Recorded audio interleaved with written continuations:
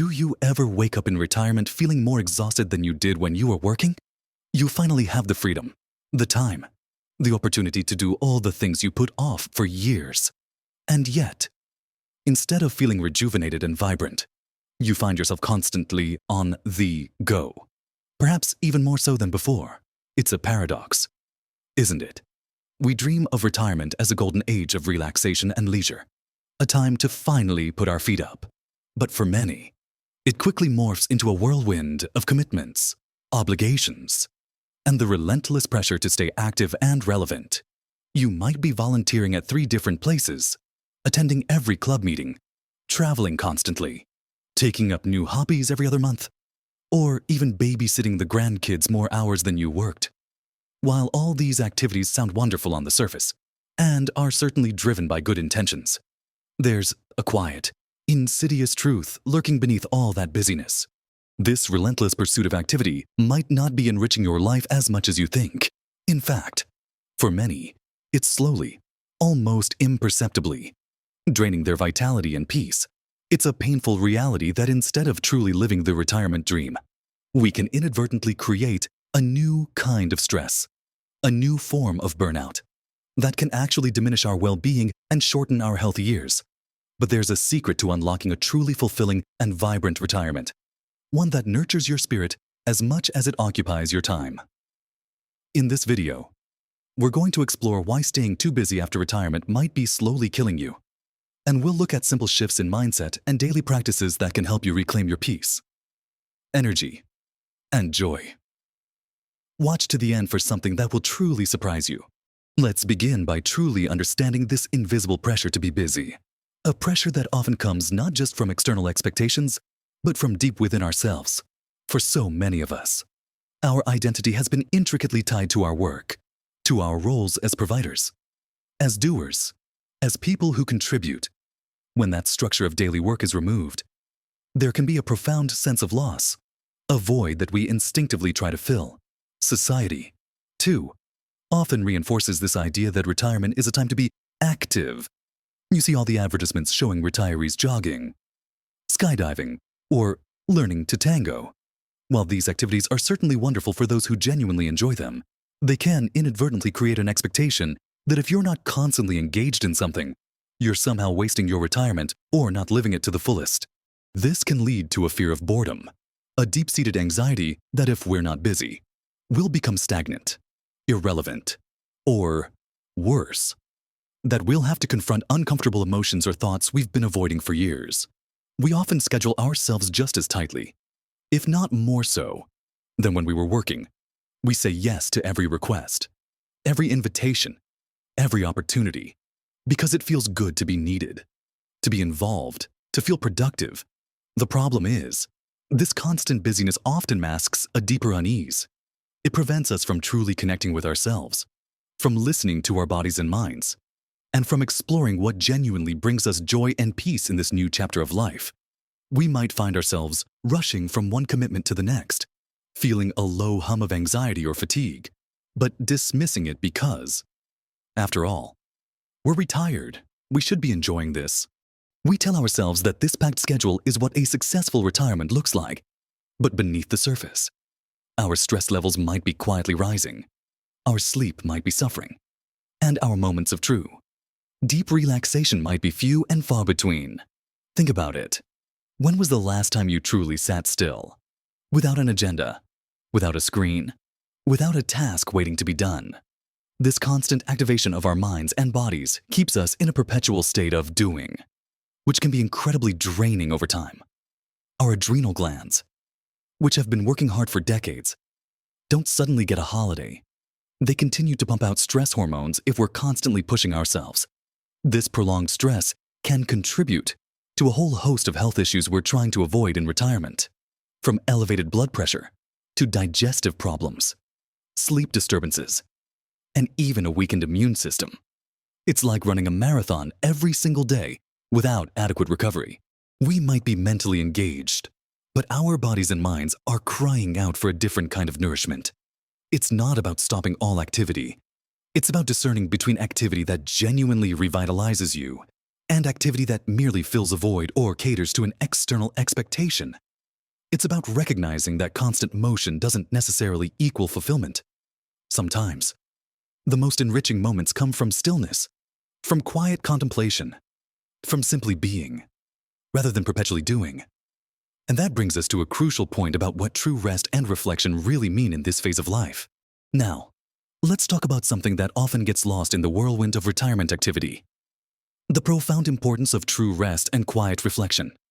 We live in a world that constantly encourages us to be productive, to be entertained, to be connected, even in retirement.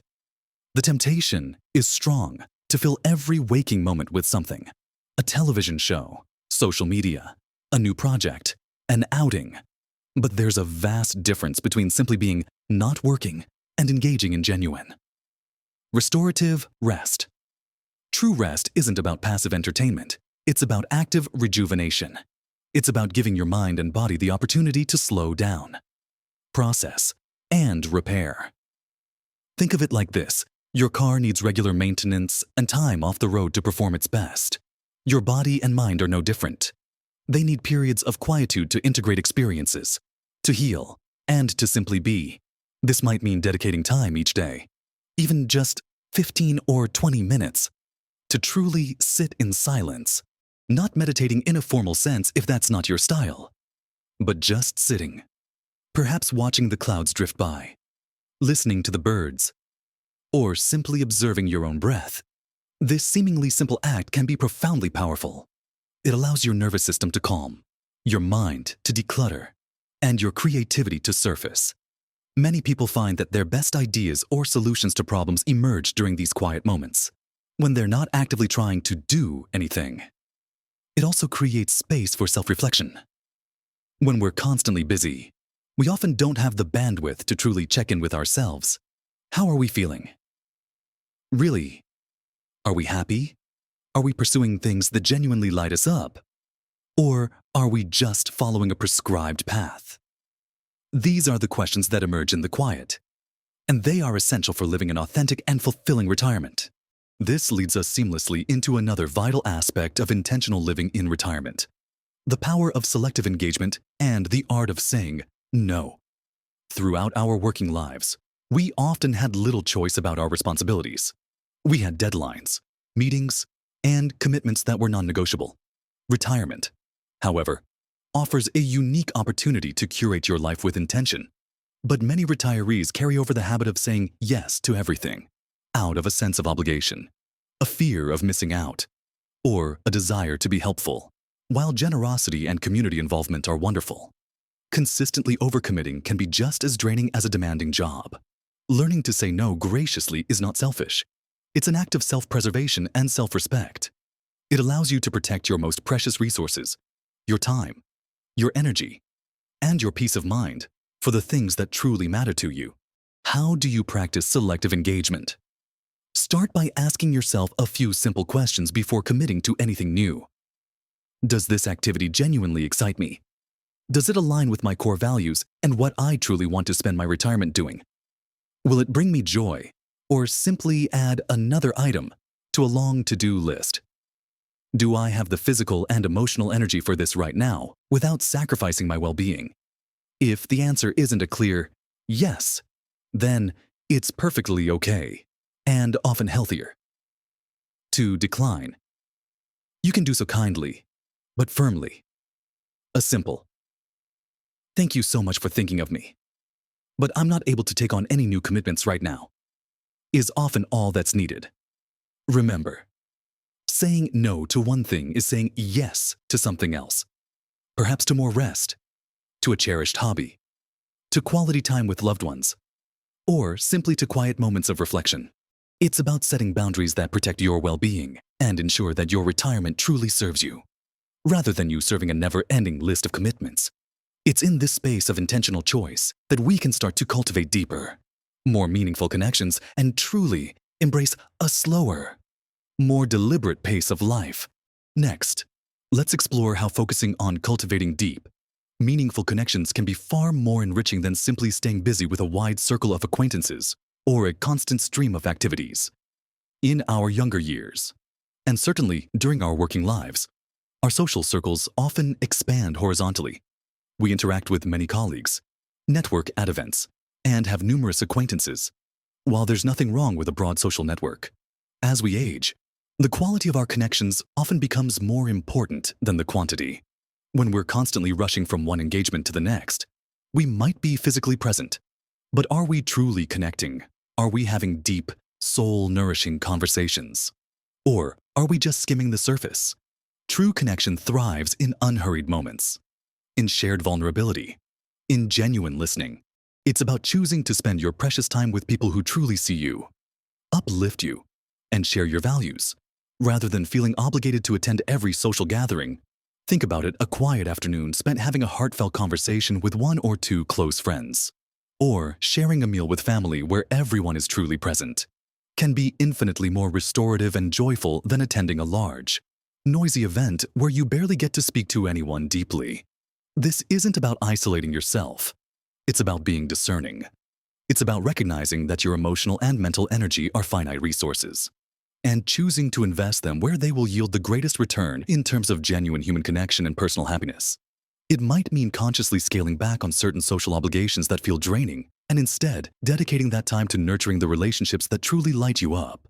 This focus on depth over breadth in our connections naturally leads us to the broader concept of embracing a slower, more intentional rhythm of life. We spent decades living by the clock, by schedules, by deadlines. Retirement offers the incredible gift of time and the opportunity to redefine your relationship with it. Instead of seeing time as something to be filled, we can begin to see it as something to be savored. This means finding joy in the small, everyday moments that often get overlooked in a hurried life. It could be the warmth of your morning tea, the intricate pattern of a leaf outside your window, the sound of rain on the roof, or the simple pleasure of preparing a meal with no rush. Embracing a slower pace isn't about doing nothing. It's about doing things with more awareness and presence. It's about allowing yourself the space to breathe between activities, to transition calmly from one moment to the next. It might mean taking a leisurely walk instead of a brisk power walk, simply observing the world around you. It could involve dedicating an hour to reading a book without feeling guilty about other tasks. It's about rediscovering the simple pleasures that don't cost a thing, but enrich your life immeasurably. When you slow down, you create space for creativity, for contemplation, and for genuine enjoyment of your surroundings and your relationships. You become more attuned to your own needs, your body's signals, and the subtle beauty of the world. This intentional slowness can be a profound antidote to the stress and burnout that often accompany an overly busy retirement. It's a way of living that prioritizes well-being, inner peace, and authentic joy over external validation or the societal pressure to always be on the go. Remember, retirement is your time to craft a life that truly serves you, a life that nourishes your soul and allows you to flourish. So, as we bring our conversation to a close, let's reflect on what we've explored together. We've talked about the quiet trap of an overly busy retirement, how the societal expectation to stay constantly active, combined with our own ingrained habits, can paradoxically lead to more stress and less joy. We've unpacked the vital difference between just not working and truly embracing restorative rest and quiet reflection, allowing our minds and bodies the space they desperately need to rejuvenate. We also considered the liberating power of selective engagement, learning to say a graceful no to commitments that drain us, thereby creating more room for what truly matters and aligning our activities with our deepest values. And finally, we discussed the profound enrichment that comes from cultivating deep, meaningful connections over a superficial, busy social calendar, and the transformative peace that comes from embracing a slower, more intentional rhythm of life, finding joy in the present moment rather than constantly chasing the next activity. Remember, small changes can make a big difference to your health and happiness. You don't have to overhaul your entire life overnight. Start by choosing just one area we discussed today. Perhaps it's dedicating 15 minutes each morning to quiet contemplation, or politely declining one weekly commitment that no longer brings you joy. It could be reaching out to one cherished friend for a deep conversation rather than attending a large gathering out of obligation. Each conscious choice you make towards intentional living is a step towards a more fulfilling and vibrant retirement. Your golden years are meant to be a time of peace, discovery, and authentic connection, not a new race to the finish line. It's about truly living, not just constantly doing. This is your time to redefine success on your own terms. Your well-being is your greatest wealth, and investing in peace, rest, and meaningful connection will yield dividends far beyond anything a busy schedule ever could. I'd love to hear your thoughts on this. Have you experienced the pressure to stay too busy in retirement? What strategies have you found helpful in creating a more balanced and peaceful life? Share your wisdom and experiences in the comments below. Your insights could be incredibly helpful to others in our community. And if this video resonated with you, please give it a thumbs up and consider subscribing to our channel for more helpful content designed to help you thrive in this wonderful stage of life. Thank you for spending this time with me. Live your best life at every age,